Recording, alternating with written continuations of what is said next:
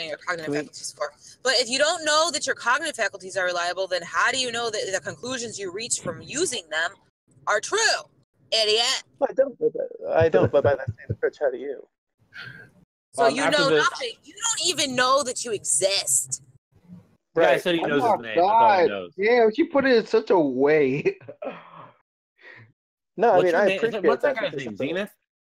Jim, no, we have an atheist here. No, I'm Cold Cut Pandas. No, I'm Cold Cut Pandas. We have an atheist here. There's also Zenith. Zenith is the black one. I'm the black one. Good evening, boys and girls. Yeah. Oh, what a I'm the black one. Made. Let us rejoice and be glad in it. Yeehaw!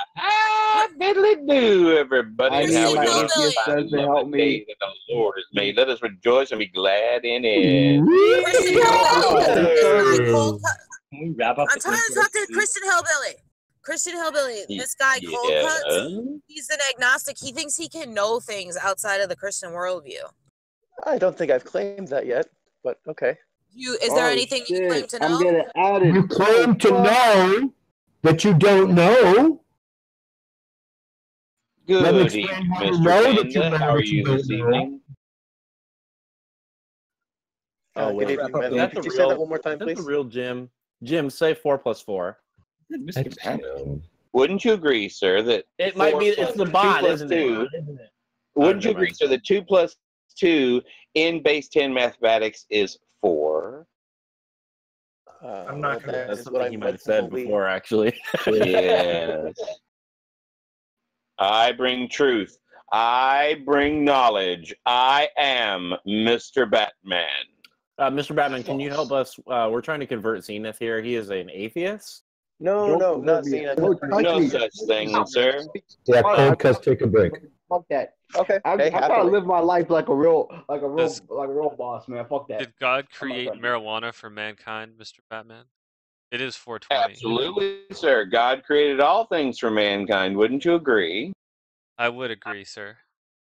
But see, man perverts the good gifts that God has given. Wouldn't you agree? Amen. Thank you. Uh-oh. Amen.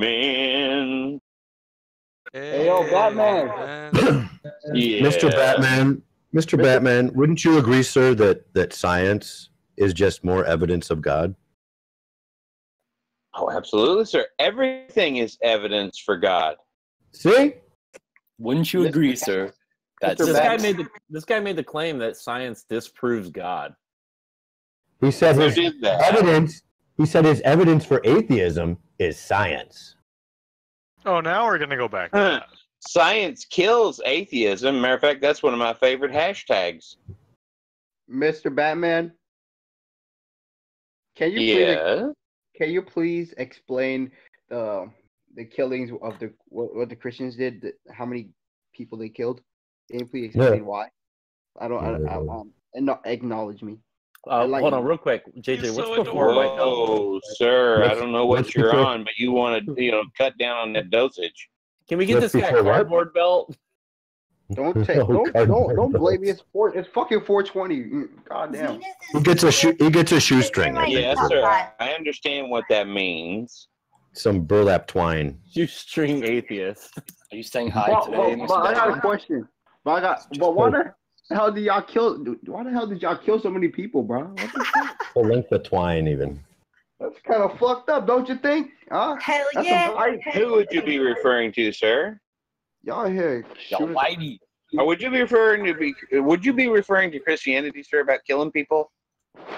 I don't know. I don't know the exact history of it, but I heard somewhere that Christians killed a whole bunch of people at a certain time in history. Is that true? Wow, really? That would be an interesting thing to find out and really have some information and proof for before you go waving that as a flag of evidence, wouldn't it? Oh, no. That's why I was asking a question. Oh. Well, no, sir, that's completely a false statement. Christians have never gone out and killed people. You're thinking of the Islamic faith and their false god, Allah, actually pronounced a lie. Jim, I have a question. No, I'm nowhere near Muslim. excuse me, Boost. I have a question for Christian sorry. Hillbilly. Okay. So Christian Hillbilly, Yes. when you say that everything is evidence for God, Oh shit! I'm getting at. okay. Yes. When you say everything is evidence for God, does that Yes. render the God hypothesis as unfalsifiable? Because there would be nothing that you could observe that would falsify or show that the hypothesis to be untrue. Well, sir, are you saying that everything that is validated through science must be falsifiable?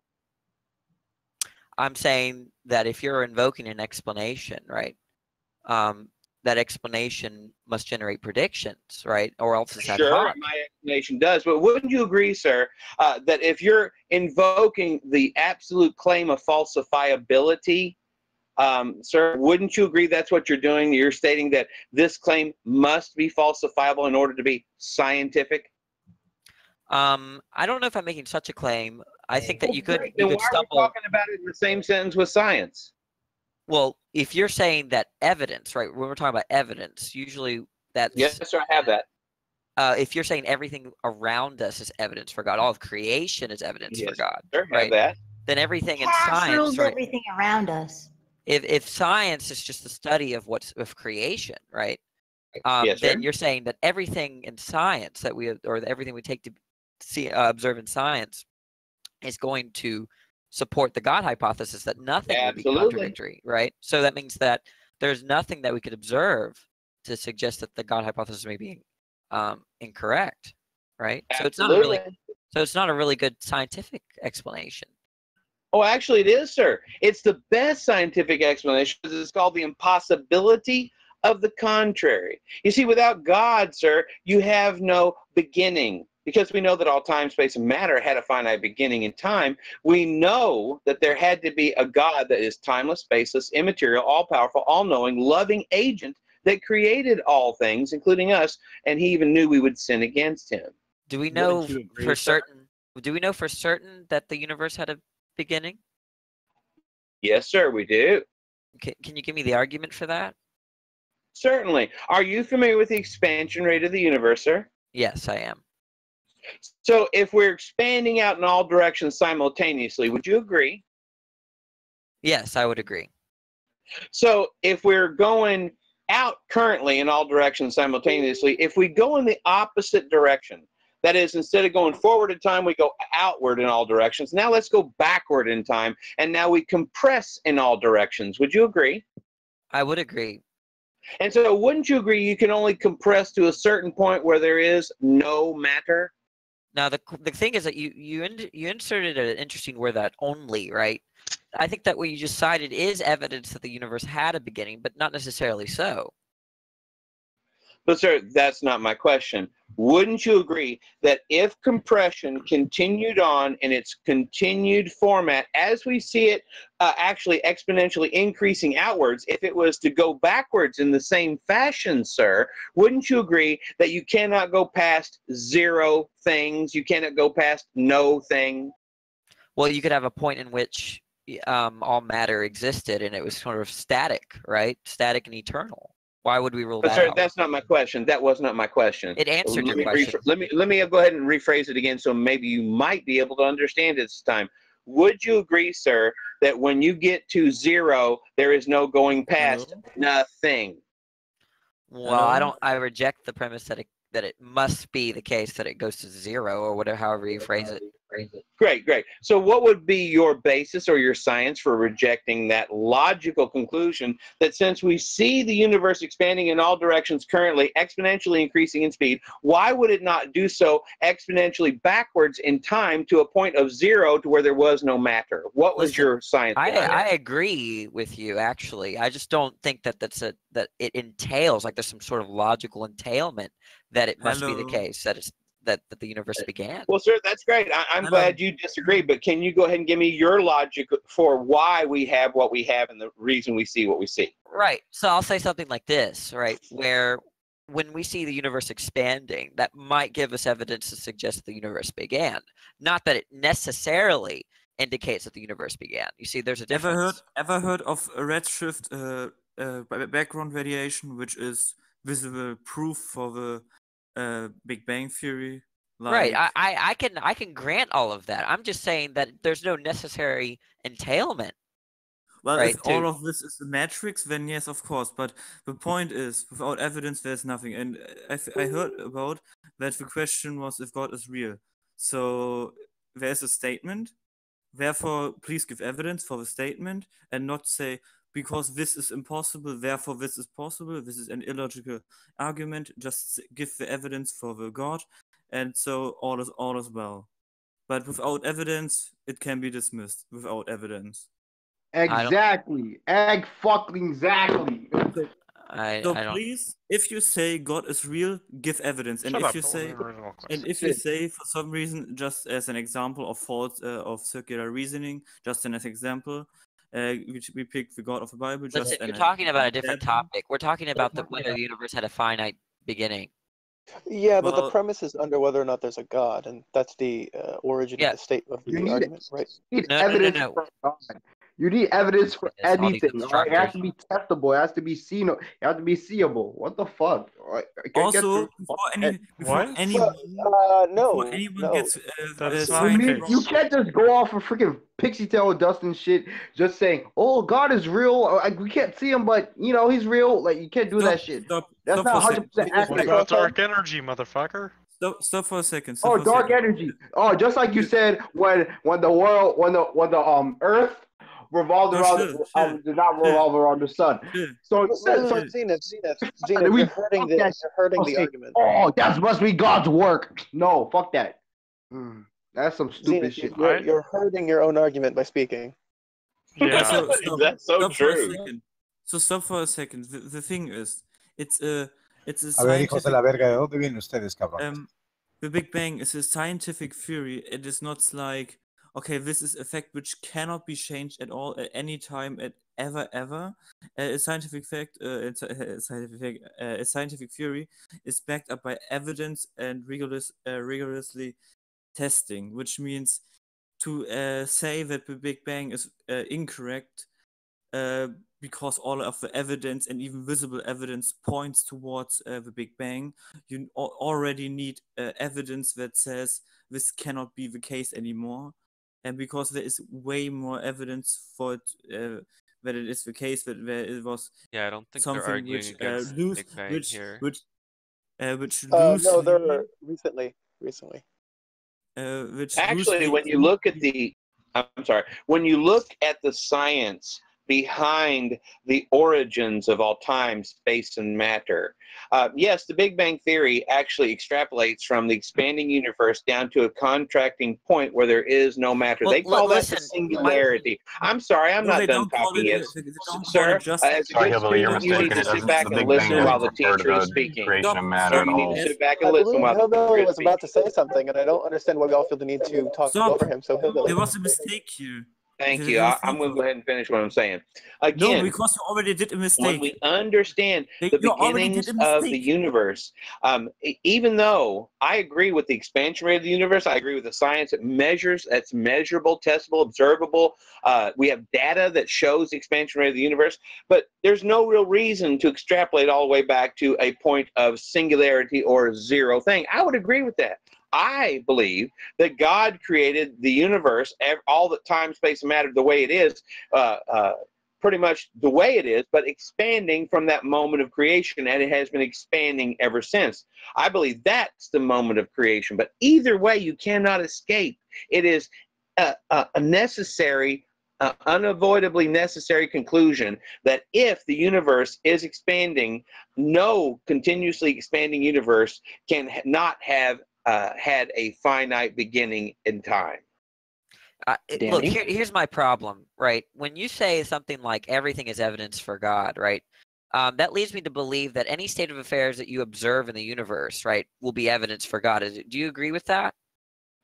Sure. The evidence that we observe in the universe can only be understood by the premise that there is an almighty creator God that makes these things possible, such as the laws of logic. You wouldn't be able to identify what you're talking about with without the laws of logic.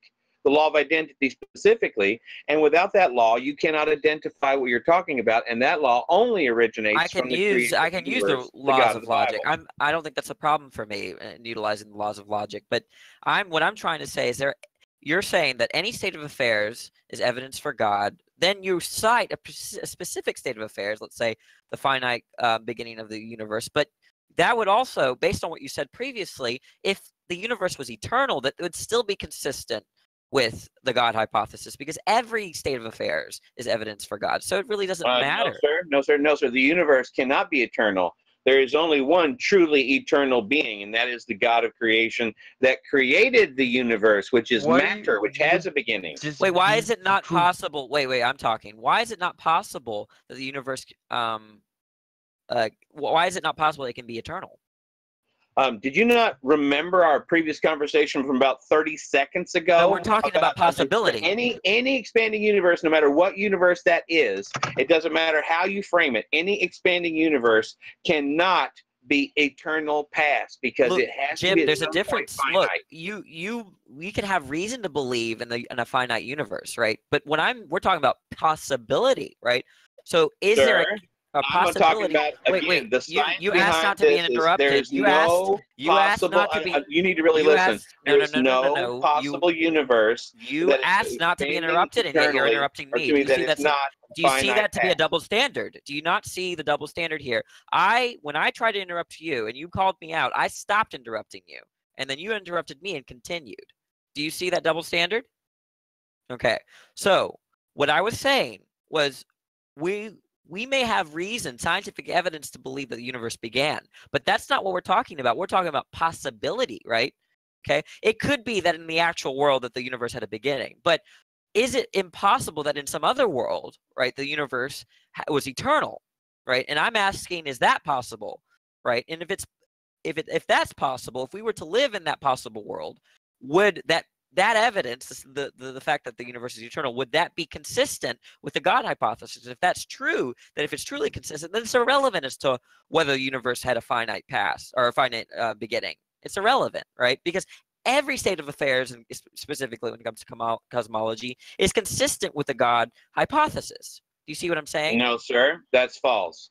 Again, all evidence, all observable, testable, repeatable evidence actually proves God. Your mental fantasies and delusions of where matter can be eternal without a cause, that is a delusion, sir. You need to come back to reality and understand that all time, space, and matter had a finite beginning. There is no universe that does not have a finite beginning. There is no such thing as an eternal universe. There is only the eternal, universal, and unchanging God that is the attributes of which is all logic based upon. You're going to have to provide an argument as to why. You have not provided an argument as to why the universe cannot be eternal. I just did, sir. Because it has a beginning. We see that the universe that is matter is not intelligent. Non-intelligent matter cannot create itself. No, I already granted. Nothing about Big Bang cosmology speaks to creation of matter. I already granted that in this possible world, the universe had a beginning, but we're talking about another possible world. No, sir, I only talk about the true possible world. The true possible world is the one we're living in. Well, yet again, I'll state that Big Bang cosmology speaks to nothing about creation of matter. Sure. Christian Hillbilly is incorrect on that. Well, even if we were to grant that, my contention is that if he's saying that every state of affairs is consistent with the God hypothesis, no, sir, that's not what I said. That's what you said. I said all proof, all evidence. Evidence is proof in your hands that you could observe, test, repeat, scientific it. I didn't say every state of affairs that you come up in your brain, sir. Every type of fantasy that comes through your little brain. No, sir. Listen to what I'm saying and not what you want to hear. What evidence do you have that the universe is not eternal? What evidence do you have that it is? 1 second.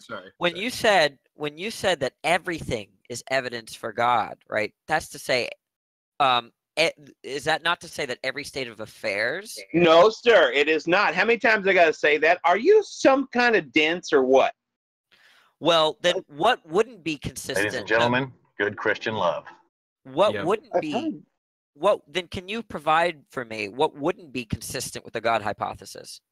Finding the. Sir, I have no idea what it is you're mouthing off because you say all these words and your definitions change minute by minute. Let me ask you a question, sir. Do you not believe in the laws of logic like the law of identity? I do believe them. Great. So wouldn't you agree the law of identity states that A is A? Yes. Where does that law come from? We made it. Presumably in the mind of God.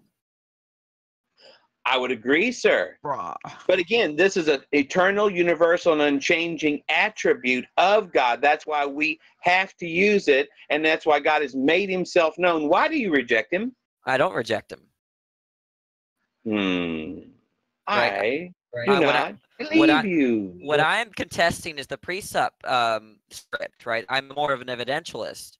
Right, I think the precept. Great. I'm an evidentialist as well, sir. I love evidence, but all evidence is based on the premise and the presupposition. Evidence presupposes truth. Wouldn't you agree? Well, do you think that in order to arrive at the God conclusion that you have to assume the conclusion? Sir, if you're going to do logic, where does logic come from?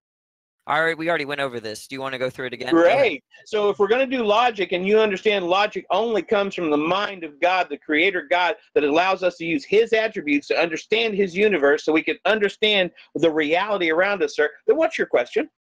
My question is to why do you, when you discuss Christianity with other people, corner people into this idea that in order to utter a reasonable statement that they have to assume the conclusion at which they're trying to arrive to? No, sir, I don't say that at all. I'm stating that in order to make any rational, reasonable decision and use logic and truth and knowledge, you have to use the Christian worldview, which is God himself. All wisdom and knowledge are hidden in Christ. Wouldn't you agree? Oh, okay, sir. My friends, Danny and Jim. So you're saying our minds are above God? Is that what your statement is? No, that's not. Blah, blah, blah, blah, blah. Then why the fuck are you talking? Blah, blah, blah, blah, blah. Get back in your book. Is the advent of modern agriculture, does that predate Christianity? That's Mr. Batman to you, boy. Does that predate Christianity? I don't know why we're letting Mr. Batman drive. Let's go back, Danny. Because this is his personality. You can't stop him. Christian Hillbilly, Danny. What Listen. does it expand into?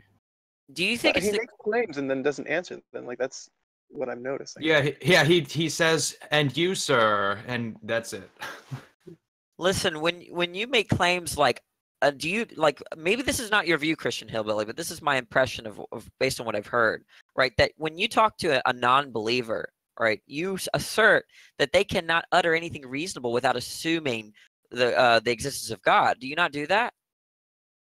Sir, they don't assume the existence of God.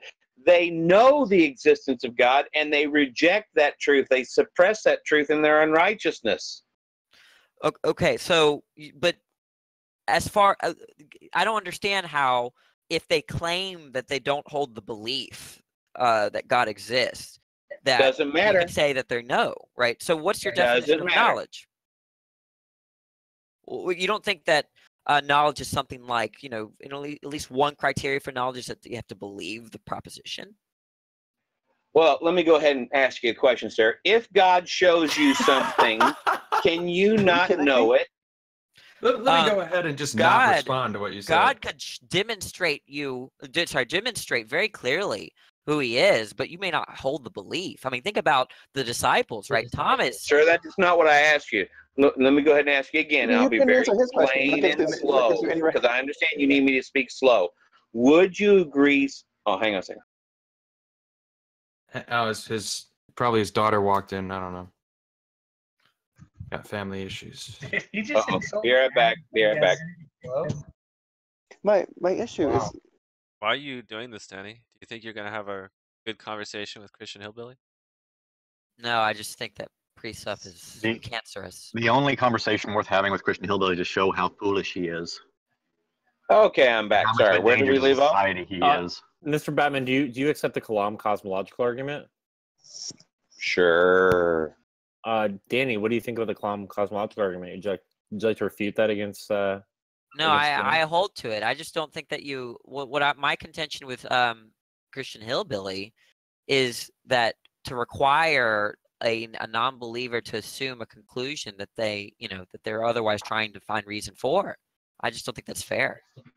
Oh, that's right. That's where we left off. No, sir, that's not what I believe. I know for a fact that God has shown himself to these people, and every creature created in the image of the Creator, that would be every human being that ever has been or ever will be, knows the God of the Bible because God has shown himself to them.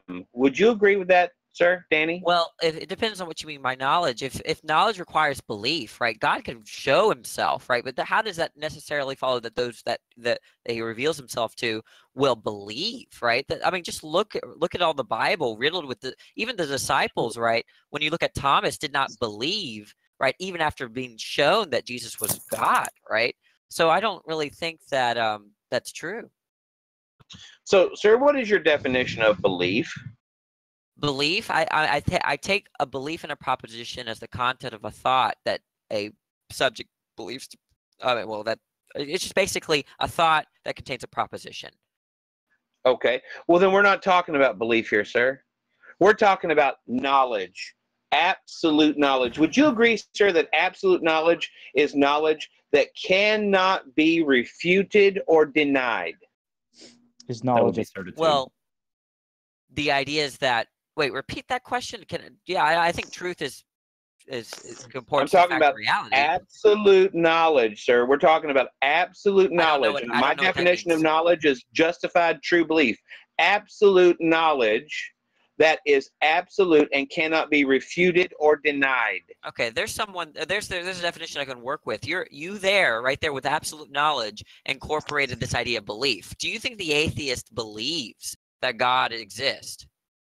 No, sir, they know God exists. No, again, that's this is the absolute knowledge of which I'm talking about. This is the Romans chapter 1, starting at verse 18. For the wrath of God is revealed from heaven against all ungodliness and wickedness of men, who by their wickedness suppress the truth. Now, what truth might that be? The truth that God is.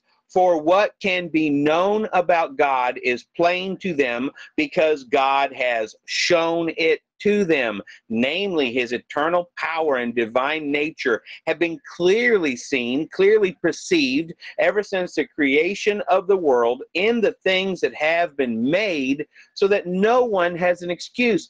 No one has an excuse. So we have to base all of our thinking, our foundation, our doctrine, our truth is in the Bible. If you reject that premise, sir, I understand. But here's the problem. Here's the problem that you just had. The problem is that it can be known. Why is it like? Why does it use known instead of that they know? Right. This has known. Right. As in, like, it can be known. Right. Implying that there's a period of time in which they don't know. Right. So when you uttered those verses, right, it says.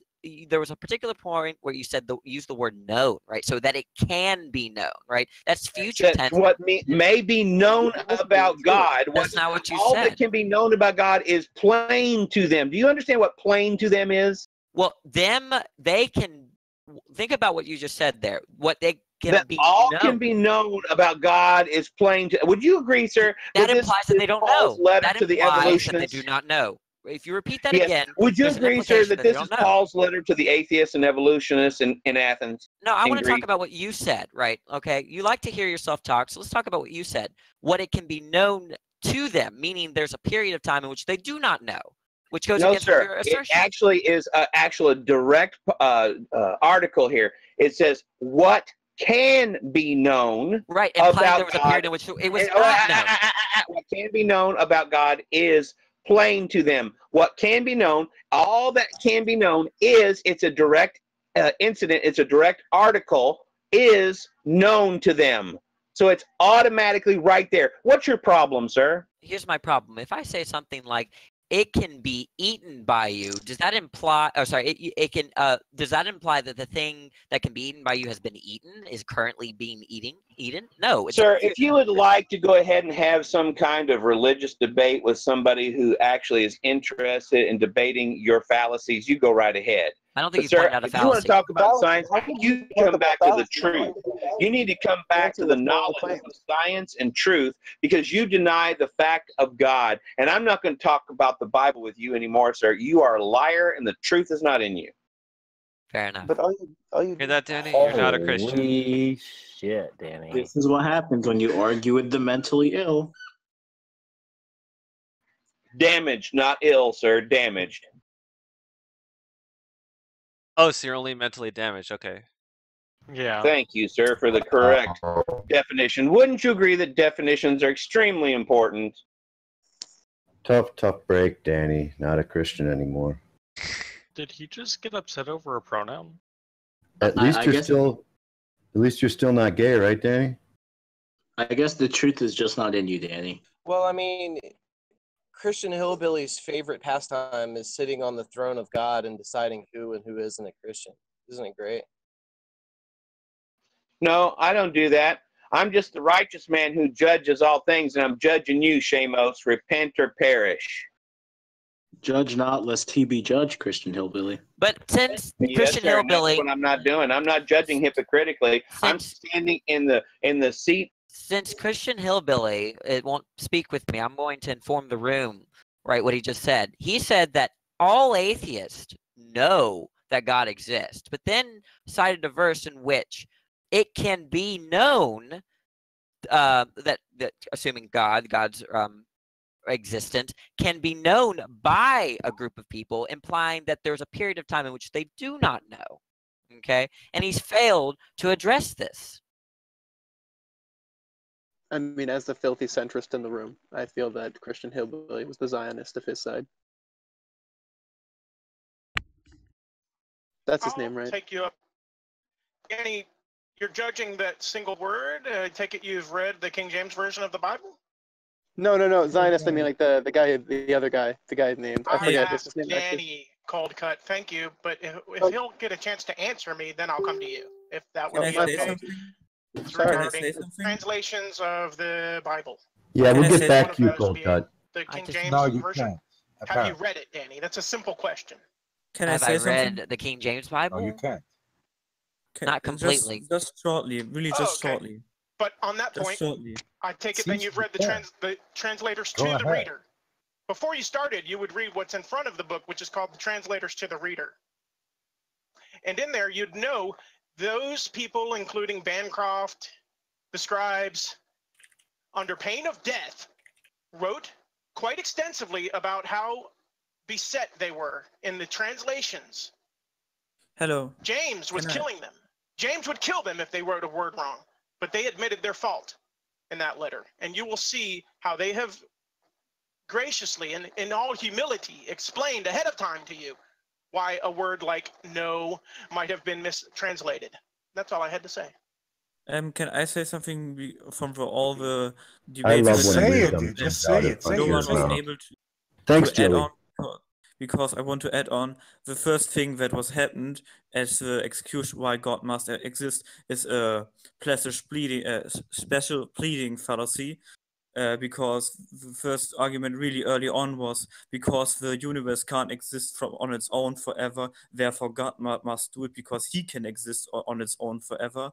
This is a special pleading because the basis of that statement is this object or this something can exist all the time ever, but the universe can't, which is already a statement which has to be proven, but it hasn't been proven to be the case, so therefore it's just a special pleading fallacy, which already could have said really early on, but no one addressed it for some reason. Then early on it was thought like a singularity. Nathan, who's also in this voice chat, explained me it's not really the definition of the singularity as it is, but I think I don't know the exact name of it, but Nathan could also add on about it. And first and secondly, if you say the Bible is true, therefore the Bible was written by humans, and humans are mistakable, which means you have to prove that they were in direct contact with God. This means you cannot use feelings because we can prove that feelings cannot lead to absolute truth. We cannot use faith because faith is proven to be not able to lead to you know, same with feelings, like they cannot always lead to truth. They just rely on chance. So the whole argument is like, it was completely senseless all the time, because he said, What was that because last the point you Bible were says making? so. Because the Bible says so. And no, because if the Bible says so, that the God exists, and the God But approves the MXP, Bible, we have feelings. yeah, Don't you have feelings? Don't you feel things when you tell your neighbor something emphatically? You don't have time to tell them every single detail and, you know, that is trust, premise what within you're your telling. syllogism necessarily. You will override them with an emphatic argument. That's your method of proof sometimes. Yeah, but yeah, no, with a Bear Grylls machete. if you have feelings often, if you have a feeling that something bad has happened, you can base it on trust or something like that. But actually, feelings do not lead to truth. It's same with faith, and the origin of this is Feelings do not lead to truth. His basic argument is, Bible says God exists and God approves the Bible, therefore it's true. This is circular reasoning, because the Bible has to, first off, you have to prove that the Bible is in direct contact with God. And the problem is, all the Bible was completely written after so many things happened, and then you have to... That doesn't refute anything. Why do you say that? Straight up, that there's no argument there. Actually, it's just a bare assertion, absent argument. Yeah, because I mean, the whole Bible is just written. It has no. Yes, the whole Bible is just written. So yeah, it was. Why just do you written say that feelings don't lead to truth? Yeah, it was just written. It doesn't have any evidence. It just says this happened, this happened, this happened, and we have problems. We can only Noah's Ark. Where's the evidence? Why do you say feelings don't lead to truth? Well, feelings can, but they cannot, and this is not a reliable way of truth finding. This is the problem. To find truth, What's we a need reliable way? method. Is there any proof that feelings are true? I mean, there's nothing that prove that if you got the feeling that's true, it is actually true. You can I feel Earth is flat, but it not make it true. You are lagging. It depends the domain you're in.